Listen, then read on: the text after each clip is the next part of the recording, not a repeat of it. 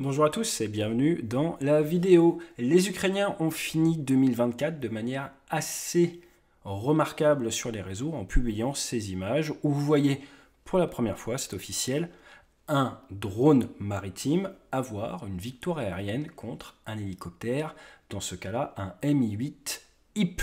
Ce que je vous propose dans cette vidéo, c'est de revenir un petit peu sur ce qu'est ce Mi-8, qui largue des leurres infrarouges, mais ça ne suffira pas à faire louper sa cible au R-73 renommé Sea Dragon, qui est à la base un missile RR courte portée, l'équivalent soviétique du Sidewinder, et très rapidement revenir sur le Magura V5 et également comprendre le concept de déni d'accès, ce que font actuellement les Ukrainiens avec leurs drones et la grosse différence entre la maîtrise d'une zone et le déni d'accès que vous pouvez faire face à un adversaire. Allez, on attaque tout ça juste après le jingle. Il faut être franc, aux commandes de ce genre d'avion, vous n'avez pas vraiment droit à l'échec. Et on a dû faire évoluer notre culture de la sécurité dans l'aérien, tout simplement pour rentrer vivant à la maison le soir, accomplir la mission et blesser personne au sol. Ce que je vous propose, c'est d'apprendre et de profiter de notre retour d'expérience dans l'aviation de chasse, mais également dans l'aviation de ligne, retour d'expérience qui peut vous faire gagner des années et surtout qui peut impacter votre cerveau et celui de vos collaborateurs de manière un peu différente par rapport à la sécurité et vous permettre d'avoir le déclic qui va bien. Allez, je vous dis à très vite en formation et d'ici là, fly safe. Et je vous rappelle qu'à partir de ce janvier 2025, si vous souhaitez rejoindre la chaîne, c'est juste après l'abonnement, vous cliquez dessus et vous allez avoir pas mal d'avantages, comme notamment avoir accès à nos vidéos avant leur parution et, dans le cas de réaction à l'actualité, à des réactions à chaud avant montage, de manière à coller au plus près de ce qui se passe. Bref, des vidéos exclusives qu'on garde que pour nos membres, qui nous permettent d'aller plus loin dans le développement de la chaîne. Allez, donc le Mi-8, le IP, ça remonte 1961, plus de 10 000 exemplaires fabriqués. Alors juste pour vous donner un peu la mesure, 10 000 hélicoptères, c'est en gros ce que les Américains ont perdu pendant la guerre du Vietnam.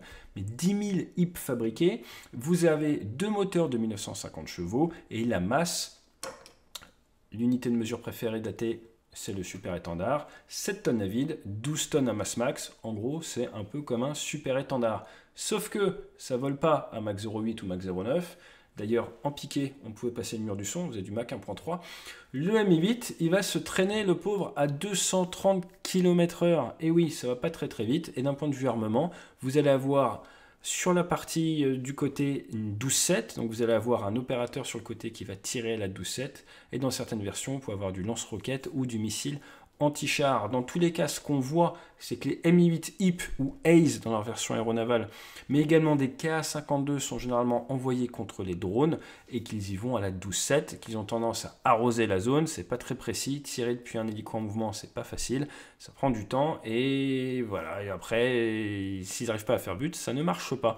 Donc le calibre n'est pas énorme. Les Ukrainiens ont dû renforcer un petit peu le Magura. Le Magura qui est proposé par Spetstechno Export, qui aurait une portée de 700 km quand même à 22 nœuds, qui aurait des pointes de vitesse aux alentours des 75 km/h, qu'on suit depuis octobre 2022 et l'attaque de Sébastopol, qui pèse 1 tonne, dont 200 kg de charge militaire, dans sa version kamikaze, qui a coulé des navires russes. Dans sa version RR, vous allez avoir deux R-73 montés sur le dos, qu'ils ont renommé Sea Dragon. Le R-73, on l'appelle le A-11 Archer. C'est un petit missile très manœuvrant. Vous allez entendre tout et n'importe quoi en termes des distances d'engagement. Ça reste un missile qui ne brûle pas très longtemps. Donc, en plus, avec un départ à basse vitesse, il ne va pas avoir une portée très très loin. On va parler de quelques kilomètres grand maximum, parce qu'il faut qu'il décolle, il faut qu'il accélère. Et donc tout ça, forcément, ça va lui coûter de l'énergie. Maintenant, vous êtes sur un Sukhoi 27 lancé à Mach 2 et vous tirez face à un avion qui vous fait face à Mach 1.5. Là, la portée n'est pas la même. C'est toujours pareil. À partir de là, pour pouvoir engager à quelques kilomètres, ça ne pose pas de souci. Et c'est d'ailleurs pour ça que le R-73 est utilisé par les Ukrainiens sur le SA-8 Gecko. Ça leur permet d'avoir un missile pour engager par exemple des missiles de croisière ou des drones à pas cher parce qu'ils en ont beaucoup des R-73. Pourquoi ils en ont beaucoup? Parce qu'avec les stocks soviétiques, pour les MiG-29, pour les Sukhoi 27, il en fallait. Et à l'heure actuelle, à part pour abattre des drones, vous n'avez pas grande utilité à tirer du R-73 en Ukraine. Les avions de chasse ennemis ou les avions bombardiers ennemis ne vous laisseront pas approcher, feront demi-tour ou auront leur propre protection. Pour la petite histoire, les Houthis utilisent également des drones maritimes, mais également du R-73 ou du R-27 rafistolés, tirés depuis le sol. Ils auraient même touché un F-15 de l'Arabie Saoudite avec ce design-là. Toujours est-il, notre Magura, pourquoi est-ce qu'ils lui ont mis du R73 en plus de tout ce qu'on a vu? Je sors mes maquettes MBDA, ils sont très sympas MBDA, ils m'ont fait des belles maquettes. Regardez, ça c'est un Mica NG IR. Donc moi j'ai tiré du IR, pas du NG. Le NG est en gros plus long, va plus loin. Mais là au bout, vous avez un autodirecteur infrarouge. Là où sur la version électromagnétique, c'est un petit radar. Donc soit tu as un petit radar, soit tu as un autodirecteur infrarouge. L'autodirecteur infrarouge, il est refroidi, il détecte la chaleur sur une certaine bande de fréquence. Il aime bien le soleil, il aime bien les réacteurs. Là, vous avez votre petit radar en bande X-ray qui lui se met à éclairer proche de la cible, pas trop tôt, sinon il n'y a plus de batterie à bord. Et après, il va se guider sur la cible. Donc pour échapper à un missile avec le bout pointu comme ça, il faut envoyer des chaffes, des paillettes. Pour échapper à un missile infrarouge qui est passif, il faut le voir et il faut envoyer des leurres infrarouges comme fait le Mi-8 sur notre image. Maintenant, ça a un œil qui a un certain champ de vision. L'avantage de l'A11, c'est que son champ de vision, c'est plus ou moins 75 degrés. Qu'est-ce que ça veut dire? Ça veut dire qu'il voit très bien sur les côtés, donc il y a une très bonne capacité à accrocher. Et d'ailleurs, les soviétiques l'utilisaient avec des viseurs de casque. Comme ça, hop, il vous accrochait sur le côté et le missile partait tout de suite en sortie. C'était un petit missile qui faisait un peu peur parce qu'il était ultra manœuvrable. Donc c'est parfait pour cette version Sea Dragon qui va permettre de détecter les hélicos qui essaient de se mettre travers, qui vont éviter de se mettre devant, à moins que l'hélicoptère arrive à se mettre derrière. Et rayon de virage du Magura est vraiment du surplace, hein, s'il faut un frein à main sur l'eau. C'est une blague. Et bien du coup, ça va être très dur pour les pilotes d'hélicoptère de réussir à rester dans la zone où ils ne peuvent pas être engagés. Si en plus vous avez deux Magura, s'ils travaillent comme les pilotes de chasse à plusieurs, eh bien en fait il y a zéro d'endroit où se cacher pour l'hélico qui va se faire traquer. Donc les réseaux russes ont admis qu'ils avaient perdu un, si ce n'est deux Mi-8. Pour ce qui est des Ukrainiens, ils ont sorti cette vidéo où vous voyez clairement eh bien, le kill. Maintenant, grosse différence entre capacité à faire du déni d'accès et maîtrise de la mer, c'est quoi? C'est qu'avec du Magura, avec ce type de drone, ça permet à des nations, l'Ukraine, mais également à des groupes comme Ansar Allah, au Yémen, eh bien de faire du déni d'accès, de gêner le passage, le flux maritime, qu'il soit militaire ou civil, de mettre une pression alors qu'ils n'ont pas de marine. Et ça va être extrêmement difficile pour la marine qui veut passer par là en toute sécurité. Les Russes en ont fait les frais et vous avez régulièrement des navires civils qui sont touchés au large du Yémen. Pourquoi est-ce que c'est important? Parce qu'il faut faire la différence entre dénier une zone à un adversaire et maîtriser, pouvoir exploiter cette zone. Ce sont deux choses différentes. Maintenant, quand vous êtes défenseur, quand vous protégez votre territoire, pouvoir faire un déni d'accès au large grâce à des drones, c'est génial. Pourquoi c'est génial? Parce que vous ne souhaitez peut-être pas attaquer ou projeter de la puissance, mais vous souhaitez éviter que l'adversaire puisse le faire pour éviter un débarquement, éviter que ces navires puissent faire de l'appui-feu pour des troupes au sol.